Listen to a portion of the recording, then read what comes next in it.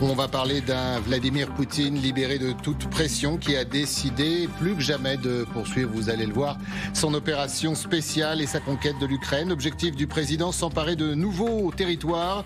Mais comme toujours, il n'est pas question de guerre. Le chef du Kremlin préfère évoquer la nécessité, je cite, de protéger le territoire de la Russie. On va l'écouter.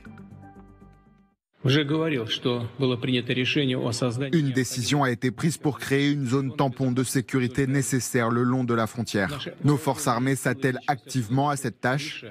Elles suppriment les postes de tir de l'ennemi. Le travail est en cours.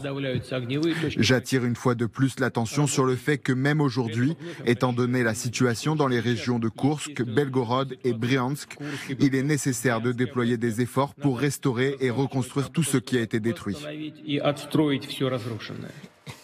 Le problème, Magali, avec le président russe, c'est quand il veut protéger, je cite, ses frontières, c'est au détriment des autres, et là de l'Ukraine, et en mangeant beaucoup de territoires. Et d'ailleurs, du côté ukrainien, on dénonce évidemment ces postures extrêmement agressives en disant s'il veut faire une zone tampon, qu'il la fasse côté russe, mais pas côté ukrainien. Ça a été la réponse du porte-parole du ministère des Affaires étrangères. Et tout est dans une séquence qui est parfaitement ordonnée, parce qu'on a vu Vladimir Poutine à Koursk, aller consulter on voit ces images. Tout était scénarisé. Les habitants, les organisations qui lui ont réclamé justement une zone tampon pour pouvoir se protéger des attaques ukrainiennes. Et on voit que dans la foulée, il organise ce conseil des ministres avec justement les gouverneurs des oblasts frontaliers qui sont directement concernés pour dire « je vous ai entendu, eh bien ça y est, maintenant on lance l'opération zone tampon ». Alors ce qui est assez extraordinaire justement, c'est que tout est préparé, scénarisé. On a même diffusé, je crois que c'était avant-hier, ce petit sonore de Poutine. On a l'impression qu'il n'y a pas de caméra, mais bien évidemment il y a une caméra et il dit il faut aller de l'avant, il faut aller jusqu'au bout. Oui, alors je pense que c'est pas nouveau. Déjà, il parle des zones tampons. Moi, j'ai compté depuis le début de la guerre, depuis février 2022. C'est la 8e fois qu'il parle de ça. Donc c'est pas non plus quelque chose de très nouveau. Là où c'est intéressant, c'est sa tactique. C'est-à-dire, je pense qu'il ne peut pas prendre les grandes villes, Kharkiv, Kiev, etc. Mais maintenant que Donald Trump est de facto de son côté, il va poursuivre cette guerre, cette stratégie de salami, donc de grignotage du territoire, pour rendre la vie impossible aux Ukrainiens, pour les pousser à la capitulation, pour signer à la fin à un traité qui lui serait complètement favorable, donc l'abandon des 4 régions ukrainiennes, plus la Crimée, démilitarisation, etc. Donc c'est ce qu'il cherche. Finalement, il cherche pas à obtenir quelques dizaines de kilomètres carrés de plus, mais il cherche, ce qui a été toujours son objectif, c'est de détruire l'État ukrainien, le rendre inopérable. Donc c'est ça, maintenant, c'est cette stratégie d'avancer par petits bouts. Alors Laura Pouget nous a rejoint. Merci Laura pour comprendre cette stratégie de Moscou, carte à l'appui avec les informations que vous avez peu recueillies. Alors à quoi va ressembler cette fameuse zone tampon ? Prenons, Christophe, tous les oblasts russes frontaliers de l'Ukraine. Bryansk, Koursk, Belgorod, Voronej, Rostov, Krasnodar. Une partie d'entre eux, voyez, touche les régions déjà occupées du Donbass. Concentrons-nous donc sur les autres, ceux frontaliers du nord de l'Ukraine, Bryansk, Koursk, Belgorod. Vladimir Poutine ne précise pas quelle sera la profondeur de cette zone tampon. Mais mardi, alors qu'il était en visite dans l'oblast de Koursk, les responsables régionaux lui ont suggéré d'aller jusqu'à la ville de Soumy. Soumy, à environ 25 km de la frontière. Voici donc à quoi ressemblerait la zone tampon dont rêvent les Russes. Si on prend cette limite de 25 km, on réalise que Kharkiv, la 2e ville d'Ukraine, se retrouve aussi dans la zone tampon. Vous le voyez sur ma carte. Pour que le tableau soit complet, je vous ai aussi placé Kiev, mais la capitale ukrainienne, elle, s'en trouve encore éloignée.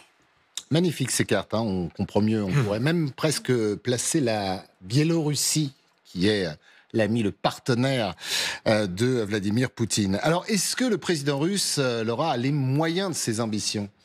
Ce qui est vrai, Christophe, c'est que les forces armées russes se sont déjà introduites en 2 points de ce nord ukrainien. Le long de l'oblast de Koursk, en direction de Soumy, depuis le mois de mars. Le long de l'oblast de Belgorod, en direction de Kharkiv, depuis 1 an. Et en 1 année, ils n'ont pas beaucoup avancé, puisque les combats ont toujours lieu aux abords de Vovchansk, cette petite localité, comme au mois de mai 2024. Une nouvelle donnée est cependant à prendre en compte, le volume des forces mobilisables par Moscou dans la zone. En mars, entre 60 et 78 000 soldats avaient été massés pour reprendre la poche de Koursk. Même si certains ont disparu depuis, morts ou blessés, il reste une force déployable. Ajoutons que selon les Ukrainiens, le nombre de soldats russes mobilisés dans toute l'Ukraine ne cesse d'augmenter. D'après les chiffres du renseignement militaire, ils étaient 580 000 en novembre dernier, puis 620 000 au mois de mars, puis 640 000 ce mois-ci. Merci beaucoup, Laura. Vous savez quoi, on va se servir de vos cartes générales. Elles sont importantes également parce qu'on voit bien que l'Ukraine est prise en tenaille et quelque part, Poutine a envie de boucler la boucle. Cette espèce de pince qui pourrait servir pour pouvoir, comme vous le disiez, Torniquet, étouffer l'Ukraine. Alors étouffer, moi, je ne pense pas à ce stade, mais effectivement, pourquoi il parle d'une zone tampon? Pour deux raisons. La première, c'est que ça ne fait pas partie des 4 oblasts qu'il cherche à annexer. Donc, ça ne fait pas partie de son plan stratégique initial. Mais la deuxième raison, c'est que il a subi un affront terrible avec l'attaque dans la zone de Koursk, que l'on voit ici sur la carte au milieu, au large de Soumy, enfin entre Soumy et Koursk. Et ça, c'est insupportable pour ces populations russes et pour lui. Il lui a fallu quand même plus de 9 mois pour récupérer cette petite zone. Et là, donc, ce que lui propose son état-major, c'est de faire une pression tout le long de la frontière, donc sur des centaines de kilomètres pour avoir cette petite zone de tampon. En fait, Soumy, exactement, c'est à 48 kilomètres de la frontière. Et donc, effectivement, par contre, la largeur de 20 à 25 kilomètres tout le long de la frontière, c'est parfaitement compréhensible. Militairement parlant, ça veut dire quoi? Tout simplement, c'est que les forces russes rentrent tout au long de cette zone et puis détruisent un peu toutes les menaces, entre guillemets, ukrainiennes militaires qui seraient dans cette zone. Donc c'est ça son idée, même si ce n'est pas formalisé officiellement. Alors il le dit de plus en plus, on écoutera d'ailleurs l'un des patrons de la Douma, le Parlement russe. Alors lui, il est très clair, il faut une réunification des deux pays, un seul et même pays. Déjà, du côté de Moscou, on dit que ce n'est pas une guerre, c'est quelque chose qui se passe en interne. On voit ce fleuve, Torniquet également, ça pourrait être une bonne frontière pour Vladimir Poutine. Dnipro, oui, c'est... Bon, c'est quand même, il y a plusieurs centaines de kilomètres, je ne sais pas, 200 ou 300 kilomètres des territoires, des postes les plus avancés de l'armée russe jusqu'à Dnipro. La ville de Kiev est située sur Dnipro. Une autre grande ville, Dnipro, justement, un peu plus au sud. On a vu les Russes, en 2022, novembre 2022, d'être poussé de l'autre côté de cette rivière dans la région de Kherson. Donc la ville de Kherson a été libérée par les Ukrainiens en novembre 2022 et le front est stabilisé à cet endroit-là dans le sud. Mais de là à aller jusqu'à Dnipro, quand même, je ne vois pas les Russes avancer rapidement. Une remarque quand même un peu plus politique et géopolitique. Quand on parle de la zone tampon, le but de la Russie, c'est de faire de l'Ukraine entière une zone tampon vis-à-vis de l'Occident, de rendre le pays... Est-ce que le pays entier soit la zone tampon pour séparer la Russie des puissances hostiles qu'ils considèrent donc de l'Occident? Vous allez voir dans un instant que votre analyse est tout à fait pertinente. Juste quand même d'un mot sur les troupes ukrainiennes face aux troupes russes. On sait que dans la région, elles ont beaucoup souffert. On sait que beaucoup des meilleurs éléments ont été décimés par les Russes pour tenter de garder Koursk. Et on sait aussi que ça bouge, ça proteste dans l'armée ukrainienne en ce moment. Oui, parce que en effet, il y a des commandants, et notamment l'un qui a démissionné avec fracas ce week-end, qui était en charge notamment d'une brigade dans la région de Soumy, qui a démissionné en expliquant qu'il ne comprenait pas les ordres qui lui étaient donnés par l'état-major. Il a dénoncé dans un message de démission donc sur Facebook des ordres complètement stupides qui ne tenaient pas compte de la réalité du terrain. Et on voit bien que les Russes sont en train de pousser vers Soumy. Il y a eu notamment une frappe qui a fait quand même 6 morts chez les soldats ukrainiens un peu à l'arrière de Soumy sur une base manifestement d'entraînement où étaient massés des soldats ukrainiens. Il y a eu des pertes importantes. Il y a des bombardements qui sont quasi quotidiens. Donc ils sentent, les Ukrainiens, ils sentent cette poussée russe qui en plus évidemment peut bénéficier de ces soldats qui avaient été massés, comme l'expliquait Laura, qui avaient été massés pour la reprise de Koursk et qui maintenant n'attendent qu'une chose, c'est de passer la frontière et d'aller un peu plus loin. Et contrairement à ce que pouvaient penser les Ukrainiens, ces troupes ne sont pas redescendues sur le front est du pays, elles sont bien restées dans cette région. Alors pourquoi faire ? Eh bien écoutez, ce chef de la commission défense de la Douma, c'était hier, voilà ce qu'il veut faire de l'Ukraine. L'opération militaire spéciale consiste à créer un état d'union unique entre la Russie, l'Ukraine et la Biélorussie, et à rétablir le monde russe à l'intérieur de ses frontières naturelles. Nous sommes tous Russes. Kiev est la mère des villes russes. Par conséquent, nous devons certainement protéger notre monde russe. Sinon, nous risquons de ne pas sauver le pays non plus. Pour ce faire, pour résoudre ces problèmes et atteindre ces objectifs, nous avons certainement besoin d'une armée puissante, bien entraînée et bien armée. C'est un peu ce que vous disiez, Torniquet, c'est-à-dire pour sauver la Russie, il faut sauver l'Ukraine. Pour sauver l'Ukraine, il faut s'élargir. Non, mais c'est incroyable. C'est insupportable. C'est même plus extrémiste que ce que dit Poutine. Ouais. C'est incroyable. Il nous dit que il faut retourner à l'immense empire russe de l'époque pour protéger la Russie. Et donc évidemment reprendre toute l'Ukraine, la Biélorussie. C'est incroyable. C'est une dialectique qui me semble très dangereuse et qui essaie de justifier quelque part plus que ne le fait même Poutine dans ses justifications de cette opération. Et là, vous avez raison, général, c'est-à-dire que jusqu'à présent, on parlait de conquête de l'Ukraine, de changement de pouvoir, de changement de doctrine, débarrasser l'Ukraine de l'OTAN, des Européens. Mais là, c'est totalement différent. C'est-à-dire que c'est un seul et même pays. Voilà le rêve, quelque part, ou le projet de Poutine. Poutine, qui aime beaucoup parler des nazis, moi, c'est un discours qui me fait penser au Lebensraum d'Hitler, donc réunir tous les germanophones dans le même État, dans une Reich. Ce projet qui devait durer 1000 ans. Oui, donc, mais on a vu comment ça s'est terminé. On espère que ça se terminera de la même façon pour Vladimir Poutine, mais c'est extrêmement dangereux, évidemment. La force, mais en même temps la fragilité de cette idéologie impériale, c'est que l'Empire n'a pas de frontières réelles. Donc l'Empire, c'est pas un État-nation. Donc il faut réunir les territoires et les peuples derrière une idée. Donc cette idée du monde russe. Et donc on pousse au maximum, mais on est forcé à pousser tout le temps. Mais le jour où ça s'arrête, où ça s'effondre, c'est pas seulement l'Ukraine et la Biélorussie qui vont se libérer du contrôle russe, mais la Russie elle-même pourra exploser. C'est un vrai risque. Voilà, c'est un vrai risque. Donc on est dans une sorte d'engrenage extrêmement dangereux. Mais c'est ce qu'il dit, hein. Pour sauver, aujourd'hui, incroyable. Pour sauver la Russie, en fait, il faut être un empire en expansion. En expansion, si on n'est pas en expansion, on meurt. Donc c'est complètement fou. Et donc si un jour ça finira, aujourd'hui ils se sentent forts, en plus ils sont encouragés par ce qui se passe à Washington, mais ça peut pas durer éternellement. Et moi je pense qu'on verra tous un jour, avec beaucoup de morts encore et des centaines de milliers de morts, mais on verra la fin de ça. Et Magali, cette fin sera très très sanglant et violent. Cette déclaration, on aurait tort de la passer avec perte et fracas en disant qu'il s'agit encore de déclarations intempestives ou de vue de l'esprit. Parce que ce qu'il dit, je pense que Poutine le pense, d'autres le pensent bien évidemment, et c'est tout simplement le discours qui est servi aux Russes aujourd'hui.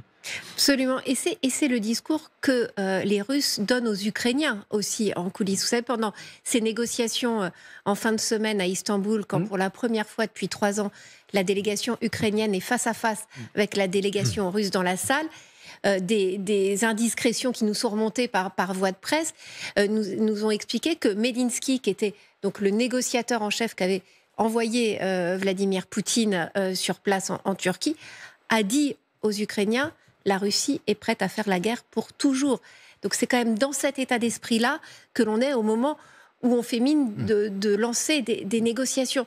Les déclarations quand même de Vladimir Poutine sur la zone tampon sont un véritable camouflet pour les Européens qui, ces dernières semaines, avaient l'impression quand même d'avoir convaincu Trump de remettre la pression sur Vladimir Poutine. Ces Européens qui pensaient qu'on pouvait essayer de négocier, que c'était des petits pas. Là, c'est un peu bas les masques quand même depuis quelques jours. Depuis finalement le coup de téléphone entre Donald Trump et Vladimir Poutine, on comprend la détermination sans faille de Poutine d'avancer coûte que coûte. Et donc, cette vision d'une paix possible demain, on comprend que avec cet état d'esprit-là, c'est impossible. Et Magali, là où vous avez raison, comme toujours, on comprend mieux aussi le fait que l'administration Trump tourne le dos à ce conflit et disent que cette guerre, c'est une guerre européenne et certainement pas pour l'Amérique. Alors, au point de cette émission, écoutons cette analyse. Elle est signée Valéry Zaloujny. Vous vous en souvenez, cet ancien chef des armées de Kiev. L'homme qui a combattu la Russie jusqu'au bout. Aujourd'hui, il est ambassadeur au Royaume-Uni. Voilà ce qu'il a dit sur la situation. C'est un constat lucide, réaliste et qui donne, vous allez l'entendre, peu de place à l'espoir. J'espère qu'il n'y a plus personne dans cette salle qui croit encore à une sorte de miracle ou de prodige. Un signe blanc qui apportera la paix en Ukraine, rétablira les frontières de 1991 ou de 2022 et apportera ensuite un grand bonheur. À mon avis, tant que l'ennemi aura les ressources, la force et les moyens de frapper notre territoire et de tenter des actions offensives localisées, il continuera à le faire. Je disais que ce constat était implacable et réaliste, général. Ah, mais je cautionne totalement ce que dit Valéry Zaloujny. D'abord, c'est un vrai militaire, un vrai guerrier qui a tenu bon le cap, qui s'est même à un moment opposé au président Zelensky parce qu'il était notamment sur l'opération de Koursk, vous avez tout à fait raison. De Koursk et puis également sur Avdiivka, où il disait qu'à un moment il fallait reculer et puis on a maintenu. Il a toujours protégé ses hommes. Oui, mais ce que fait un vrai chef militaire, et il a la volonté de dire parfois, vous dites attention, ça, je ne suis pas tout à fait d'accord avec les conséquences que ça a sur le terrain. Donc moi, je cautionne totalement ce qu'il dit. Je ne vois pas d'évolution aujourd'hui s'il n'y a pas un événement majeur. L'événement majeur, ça peut être vraiment une décision de Trump de dire « Ok, il a ras-le-bol maintenant. Là, je vais mettre les moyens. » Parce qu'il a les moyens, mais personne soit ne lui dit ou son administration ne veut pas vraiment le faire. Et comme vous disiez tout à l'heure, il n'est pas franchement intéressé, en fait. Ça le fait suer. Cette histoire-là, ça le fait suer. C'est de l'argent dépensé. Il est sincère quand il dit que c'est des morts tous les jours des deux côtés et que lui, il voudrait faire ses affaires avec Poutine et la Russie. Donc, et l'Ukraine aussi, accessoirement, avec les minerais rares. Donc, ça le fait suer, cette histoire-là. Donc, soit il est convaincu qu'il peut mettre la pression sur le président Poutine parce qu'il en a les moyens avec la flotte fantôme, avec réarmement de l'Ukraine, avec plein de choses et du renseignement beaucoup plus pertinent. Taxes, notamment les taxes. Absolument. Soit il se passe un phénomène, vous l'avez évoqué très rapidement, quelque chose en interne qui fait que, en interne, je dis en Russie, où là, je sais pas, Poutine tombe malheureusement malade ou heureusement malade, et où il y a quelque chose qui se passe. Mais sinon, je vois pas vraiment, ou un effondrement, ce qui est absolument pas souhaitable, un effondrement du front en Ukraine. C'est pour ça que les Européens doivent absolument être là pour soutenir l'effort de guerre ukrainien. Non, je partage tout à fait cette analyse. Zaloujny parle au jour d'aujourd'hui, il dit en tant que militaire, en tant que quelqu'un connaissant parfaitement bien le front, voilà, la situation est telle, il est tout à fait irréaliste de penser qu'on va récupérer les territoires qu'on a perdus à ce stade, mais on est, encore une fois, on n'est pas à l'abri d'un événement, et on a vu dans l'histoire des événements qui bouleversent tout. On en a vu plein au cours de l'histoire du XXe ou du XXIe siècle. Donc. J'ai une autre déclaration à vous faire, écoutez, elle nous vient de Mark Rutte, le patron de l'OTAN. A priori, il sait de quoi il parle. Vous allez voir ce qu'il pense de ce conflit, surtout de la Russie et de cette menace qui nous concerne au premier chef directement. La Russie est en train de reconstituer à un rythme effréné. Elle produit actuellement des munitions, à un niveau jamais atteint au cours des dernières années. Elle produit 4 fois plus de munitions que l'ensemble de l'OTAN en ce moment même. Ils reconstituent leurs armées, toute leur économie est sur le pied de guerre.